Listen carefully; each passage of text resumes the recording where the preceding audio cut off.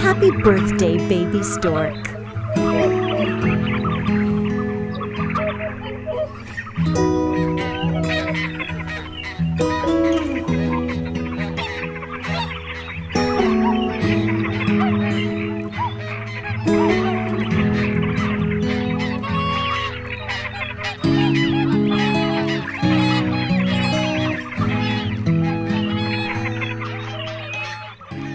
Our birds are prompted to start their heroic winged migration of 3,000 kilometers, not by weather forecasts, but in the interests of their future chicks. In order for young birds to hatch, grow, take flight, and grow strong enough in time for their first autumn migration to warmer places, their parents arrive here in the Amur as early as possible. The great river is still clothed in ice, hiding away fish and frogs. It's quite a challenge for tired birds to refuel after a long flight. Worse, winter refuses to give way and cunningly arranges farewell spring snowstorms. Nevertheless, and in spite of all the weather complications, snowdrops break through, rhododendron bloom, the snow melts away, and ice breaks in the river.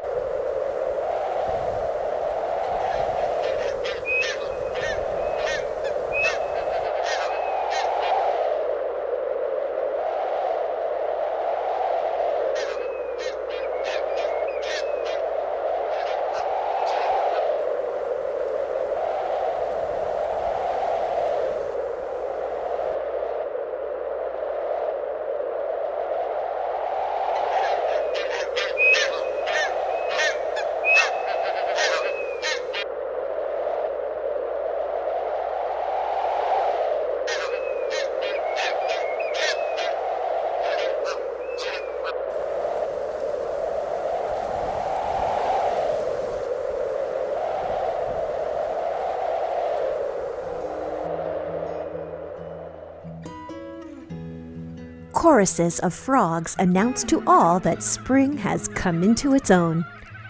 And the birds, with their tremendous migration behind them, set out to accomplish what they flew here to do.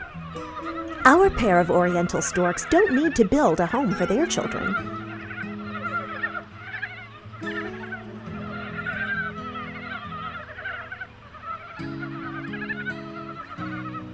It was built by them many years ago and needs only cosmetic repair. This stork is not so lucky. Not only was last year's nest badly damaged, but now it's at the center of a huge cormorant rookery. The owner has to think long and hard. In the end, deafened by the clamor of the cormorants, he decides to relocate to a quieter home for his future offspring.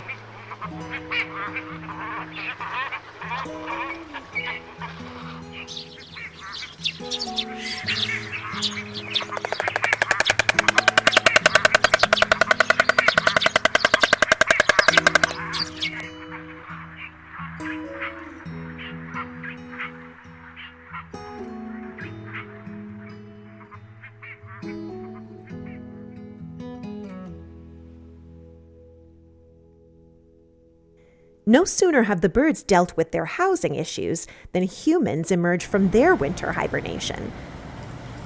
With their awakening, the storks face a horror much more dangerous than their long migration and unanticipated blizzards.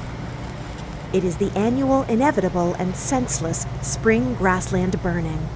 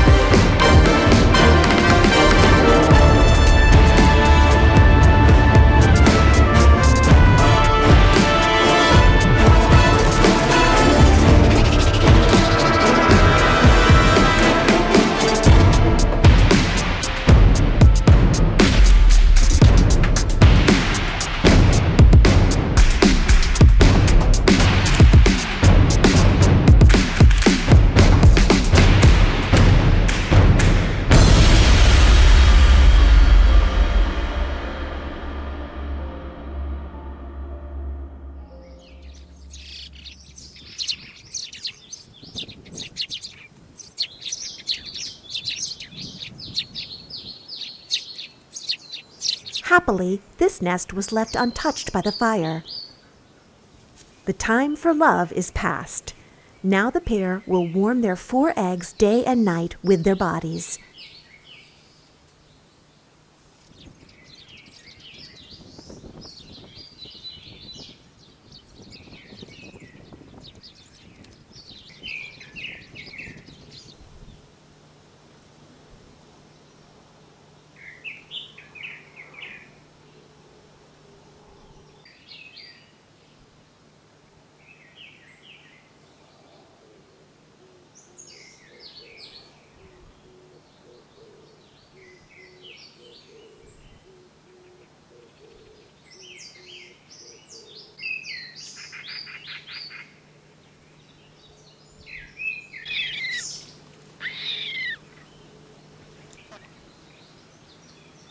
The day is here. A new Oriental stork has come into the world. Of course, in the first few minutes of life, he honestly doesn't much resemble the winged symbol of the Amura. But his parents' expressions clearly say, "Our firstborn, the most beautiful child."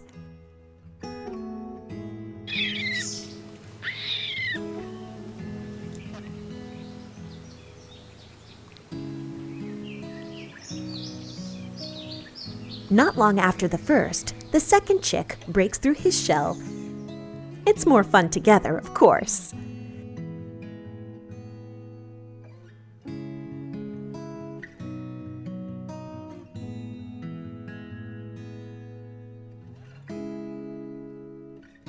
At last, all 4 chicks rest before their parents. The first thing these 4 newborns need from life is a meal. Now, the parents must not only feed themselves, but also catch fish for their young and carry it back to the nest. Happy birthday, baby storks! If only you knew how many people have worked so hard all year in order that you could hatch, grow up, and take flight.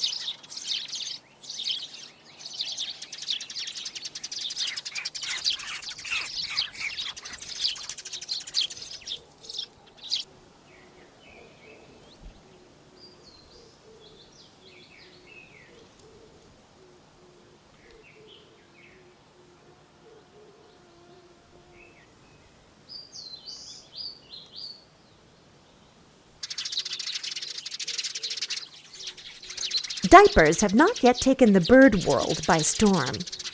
and there's no room for a washing machine in this apartment. So the parents not only have to fish endlessly, but also regularly change the hatchlings' bedding.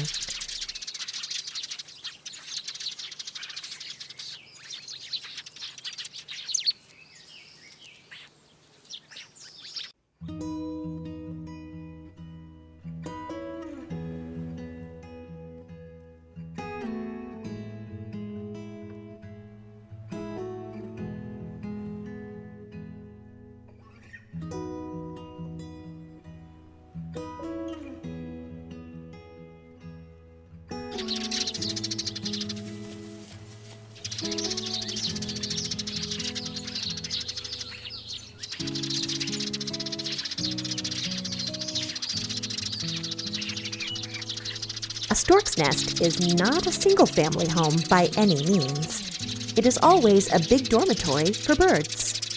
Sparrows, starlings, and other small birds enthusiastically make their own nests and lay eggs in the lower stories and basement of the huge stork edifice. There, they raise their young, unworried about protecting their homes, because the storks can chase off any winged predator from their nests. It is no exaggeration to say that each pair of nesting storks provides cover for a large part of the small bird business.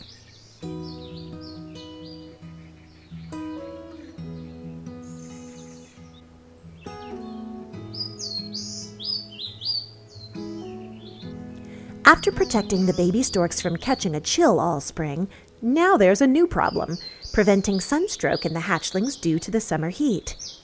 As a result, parents also serve as beach umbrella, providing shade and even acting as a fan. Of course, it's even more effective to just cover the young with their bodies.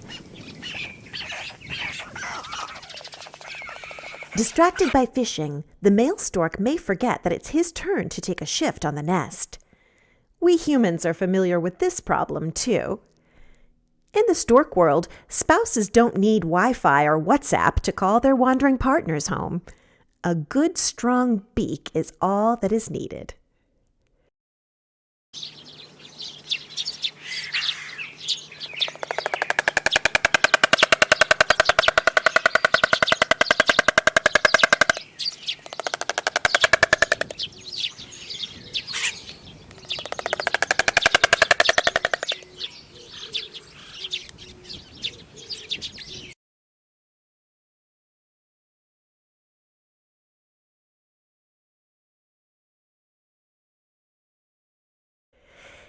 In this family, you can't get away with the excuse that, sweetheart, the fish were far away. The only justifiable excuse is something like, I stopped for diapers on the way home from fishing.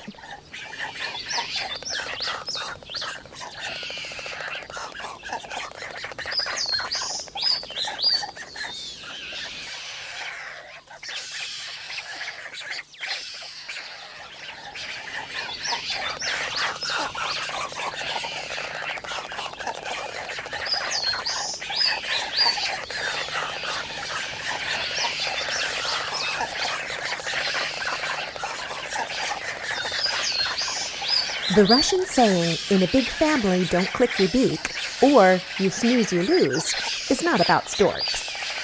Young storks can clack their beaks like adults, and steal a fish from a sibling, too. The babies have an endless appetite, and their parents must spend more and more time fishing, leaving their growing children unattended.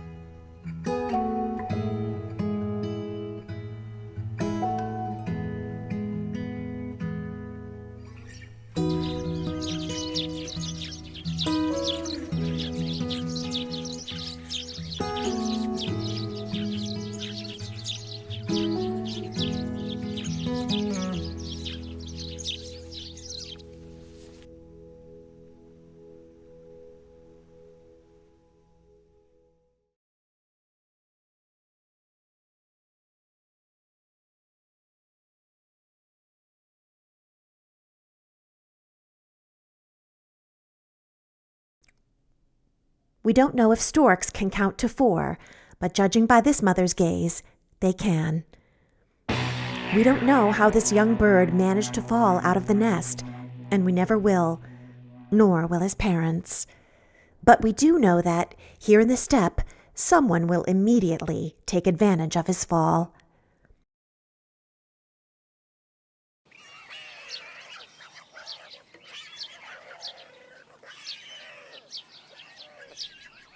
You might think that the 3 remaining babies are standing at attention in front of their mother, vowing to behave and avoid the fate of the 4th. Mother can only take them at their word, because it's time to go fishing again.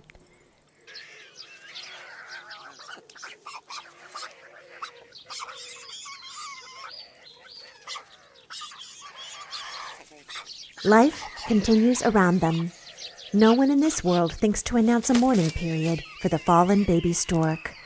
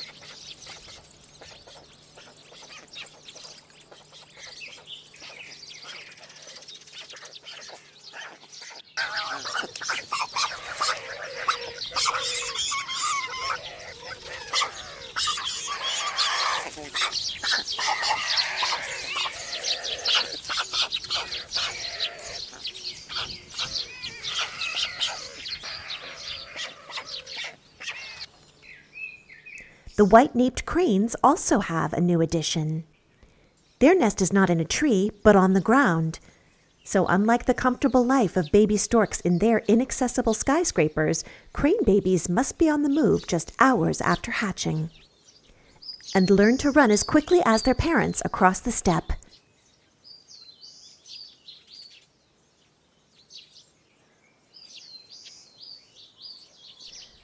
Ravenous babies grow quickly.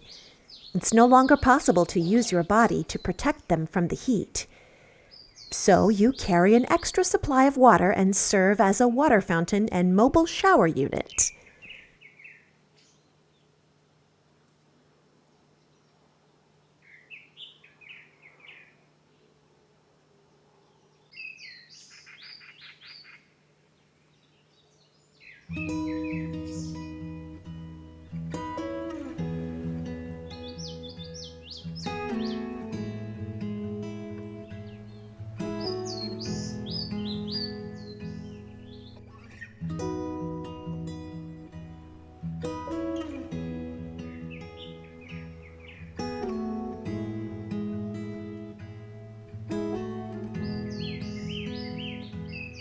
At last, the baby storks have figured out why they need long legs.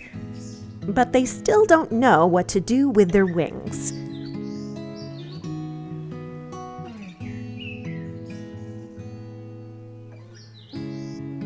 Cormorant chicks are no less gluttonous. As a result, their parents tirelessly fish alongside the storks.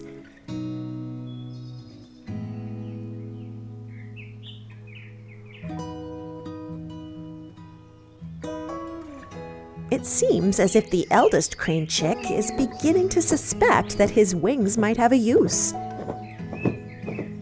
At first, remembering the fate of his fallen brother, he practices facing in to the center of his home.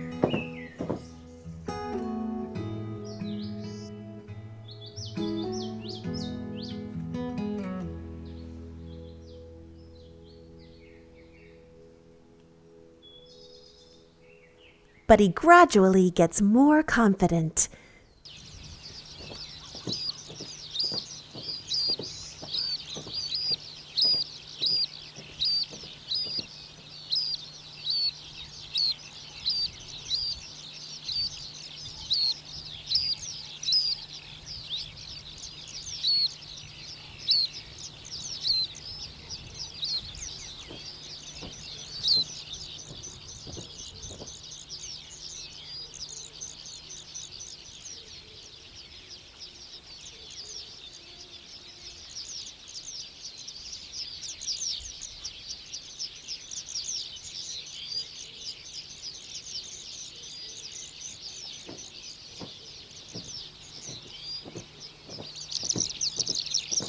And then it happens. The moment arrives when he trusts his wings.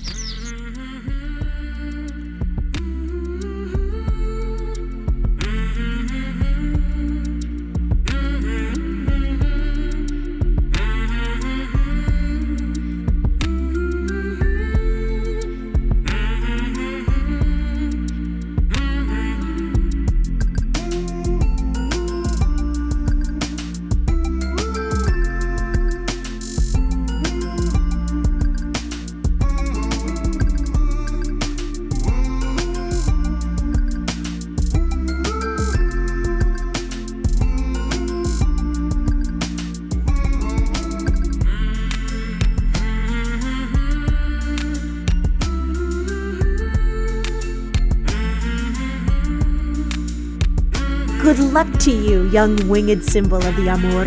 We do so hope you will fly uneventfully to your winter home in southern China, and then return to your homeland here. We are awaiting you.